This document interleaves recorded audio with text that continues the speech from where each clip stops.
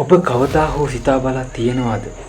ඔයාද උදෑසන බොන්න ගත්ත තේ එක. එහෙම නැත්නම් ඔයා අඳින්න තෝරගත්ත ඇඳුම. ඇත්තටම ඔයා මේ මොහොතේ ගත්ත තීරණයක්ද? එහෙමත් නැත්නම් විශ්වය ආරම්භ වූ දවසේ ඉඳන් එනම් මහා පිපුරුම දවසේ ඉඳන් ඔයා අද මේ වීඩියෝ බලන බව තීරණය වෙලා තිබුණාද? අද අපි කතා කරන්නේ මානව ඉතිහාසයේ පවතින අතිශය සංකීර්ණ සහ කුතුහලයේ දනන මාතෘකාවක් ගැන. ඒ තමයි නියතිවාදය. අපි අනාගතයේ දැනටපත් ලියුණු පොතක් වගේ නම් අපිට වෙනස් කරන්න පුළුවන්ද? අපි විද්‍යාව සහ දර්ශනවාදය ඇසුරින් මේ රහස ලියලා බලමු. එහෙනම් රැඳෙන්න වෙනද වගේම අදත් මාත් එක්ක.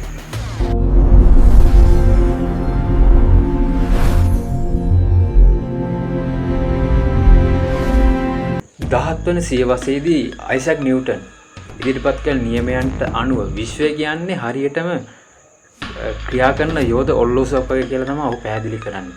ඔහු පෙන්වා දෙනවා සෑම ක්‍රියාවකටම සමාන හා ප්‍රතිවිරුද්ධ ප්‍රතික්‍රියාවක් ඇතිවන බව. මෙහිදී ඉදිරිපත් වන ප්‍රධානම අදහසක් තමයි ලැප්ලාස්ගේ යක්ෂයා. එහෙම නැත්නම් ලැප්ලාස් ඩීමන් කියන සංකල්පය. පියරේ සිමොන් ලැප්ලාස් නම් විද්‍යාඥයා තමයි මේ සංකල්පය ගෙනාවේ මුලින්ම. යම්කිසි මොහොතක විශ්වයේ පවතින සෑම පරමාණුවකම පිහිටීම සහ වේගය අපි දන්නවා නම් ඔහුට අනාගතය සහ අතීතයත් යන දෙකම ඉතා පැහැදිලිව ගණනය කරන්න පුළුවන් කියලා තමයි මේ සංකල්පය මගින් ඔහු ඉදිරිපත් කළේ. මේකෙන් අදහස් කරන්නේ මොකද්ද? ඔයාගේ උපත, ඔයාගේ මරණය සහ ඒ අතර සිදුවන සෑම දෙයක්ම භෞතික විද්‍යා නියමයන්ට අනුව කලින්ම තීරණය වී ඇති බවයි මේකෙන් පැහැදිලි වෙලා තියෙන්නේ. ඔයාට නිදහස් කැමැත්තක්, එහෙම නැත්නම් ෆ්‍රී විල් එකක් නැති බව මේකෙන් ගම්ම්‍ය වෙලා තියෙනවා. ඔහුගේ මේ සංකල්පය මගින්.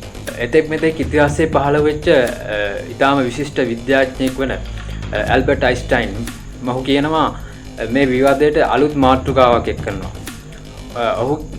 ඔහු කියනවා සාපේක්ෂතාවාදයට අනුව කාලය කියන්නේ ගලා යන ගඟක් නෙවෙයි කියලා. ඒක කියනවා ඒක හතරවන මානය කියලා ඔහු හඳුන්වනවා. එහෙමත් නැත්නම් ෆෝර්ත් ඩයිමෙන්ෂන් එක. ඔහු මේක හඳුන්වනවා. භෞතික විද්‍යාවේ එනවා බ්ලොක් යුනිවර්ස් සංකල්පය. මේකෙන් පැහැදිලි වෙන්නේ අතීතය, වර්තමානය සහ අනාගතය යන තුනම එකවර පවතිනවා. හරියට අපි චිත්‍රපටයක් බලනවා වගේ. අපි ඉන්න චිත්‍රපටයක මැද වුණාට අපි අවසානයේ දැනටම රීල් එකේ සටහන් වෙලා තියෙනවා කියලා තමයි මේකෙන් පැහැදිලි වෙලා තියෙන්නේ. ඒ වගේම ඇල්බර්ට් අයින්ස්ටයින් එක්තරා තැනකදී කියනවා අතීතයේ, වර්තමානයේ සහ අනාගතය අතර වෙනස කියන්නේ හුදකලා මුලාවක් කියලා. නමුත් 20 වන සියවසේදී ක්වොන්ටම් භෞතික විද්‍යාව පැමිණීමත් සමග මේ සියල්ල කඩුල්ලෙන් කඩුල්ල වෙනස් වෙනවා. ක්වොන්ටම් ලෝකයේදී දේවල් සිදු වෙන්නේ හරියට නිශ්චිත රටාවකට නෙවෙයි.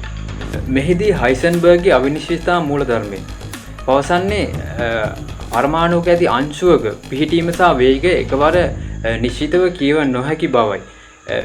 ඒකේ ඇත්තේ සම්භාවිතාවයක් කියලා තමයි ඔහු ප්‍රකාශ කරන්නේ. ඒ කියන්නේ විශ්වයේ කලින් තීරණය කරපු දෙයක් නෙවෙයි. සෑම මොහොතකම අලුතින් නිර්මාණය වෙන දෙයක්ද කියන ප්‍රශ්නාර්ථය ඔහු මතු කරනවා. ඒ වගේම මේක අපිට නැවතත් නිදහස් කැමැත්ත ලබා දෙනවා කියලා තමා ඔහුගේ මේ අවිනිශ්චිතතා මූලධර්මයෙන් ඔහු ඉදිරිපත් කළ සංකල්පය වන්නේ. නමුත් විද්‍යාඥයෙකු වන බෙන්ජමින් ලිබෙට් ඔහු කියනවා ඔයා යම් තීරණයක් ගැනීමට තප්පර කීපයකට පෙර ඔයාගේ මොළයේ ස්නායු පද්ධතිය ඒ සඳහා සූදානම් වෙලා අවසන් කියලා. ඒ කියන්නේ මම දැන් අත ඔසවනවා කියලා ඔයා ඒක සිතන්නත් පෙර ඔයාගේ මොළයේ තීරණය ගැන අවසන් වෙනවා. ඒ කියන්නේ අපේ නිදහස් කැමැත්ත කියන්නේ මොළය විසින් අපිට ලබා දෙන හුදු මායාවක්ද කියලා ඔහු ප්‍රශ්නාර්ථයක් නගනවා. අපේ ඥාන සහ අප හැදුණු වැඩුණු පරිසරය විසින් අපේ අනාගතයේ කලින්ම තීරණය කරගෙන ඇති බව ඔහු මේන් කියවෙන්නේ. ඔහු මේන් විස්තර කරනවා. මේ ගැටලුවට පෙරදිග දර්ශනය විශේෂයෙන්ම බුදුදහමෙන් ලැබෙන පිළිතුර ඊටම තාර්කික පිළිතුරක්.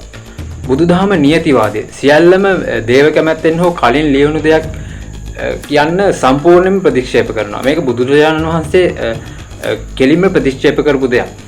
උන්වහන්සේ පැහැදිලි කරේ පටිච්ච සමුප්පාදය. අනුව සෑම දෙයක්ම සිදුවන්නේ හේතුඵල ධමයට අනුවයි. නමුත් මිනිසාට චේතනාව හරහා එම හේතුන් වෙනස් කිරීමේ හැකියාව තියෙනවා කියලා මේ පටිච්ච සමුප්පාදයෙන් විස්තර වෙනවා. ඒ කියන්නේ අතීත කර්මය බලපෑවත් වර්තමානයේ ඔයා ගන්න තීරණයක් නිසා ඔයාගේ අනාගතය වෙනස් කරන්න පුළුවන් කියලායි මේකෙන් අදහස් වන්නේ. මේක හරියටම ගලා යන ගඟට වේලක් බැන්දාම ඒ දිශාව වෙනස් කරනවා වැනි වැඩක්. අනාගතය ලියලා නැහැ. අනාගතය ලියමින් පවතිනවා කියලා තමයි මේ පටිච්ච සමුප්පාදය මගින් බුදුරජාණන් වහන්සේ පැහැදිලි කරලා තියෙන්නේ.